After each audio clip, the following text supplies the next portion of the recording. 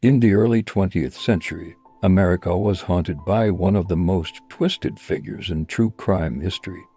His name was Albert Fish, a frail old man who looked harmless.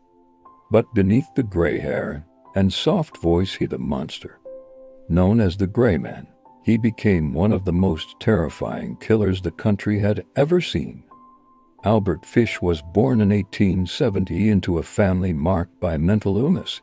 Abandoned by his parents, he grew up in an orphanage where he endured brutal beatings. Instead of fearing pain, Fish began to crave at the abuse, twisting his mind in ways that would define the rest of his life. As he grew older, Fish developed disturbing obsessions. He inflicted pain on himself, inserted needles into his body, and wrote unsettling letters to strangers. Outwardly, he worked as a house painter and raised 6 children. But his secret life was far darker. By the 1920s, Fish had become a predator. He targeted children from poor families, often luring them with promises of food or work. Parents trusted him because he appeared to be a harmless old man. For years, children vanished without explanation. Fish moved quietly through New York, leaving almost no trace. His crimes were so horrific that even police struggled to believe such evil could exist in one man. In 1928, Fish committed his most infamous crime. He visited the Budd family in New York, pretending to hire their teenage son for farm work. Instead, he convinced them to let their 10-year-old daughter, Grace, accompany him to a supposed birthday party. Grace never came home.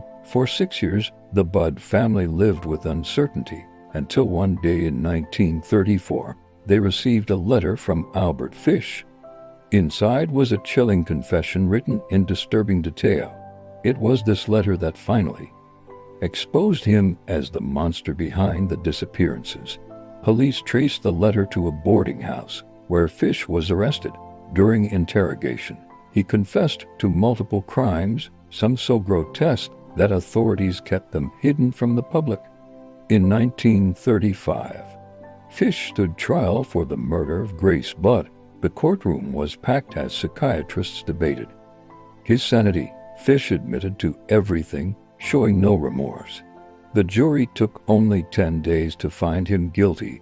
Albert Fish was sentenced to death. In January 1936, he was executed in the electric chair at Sing Sing prison.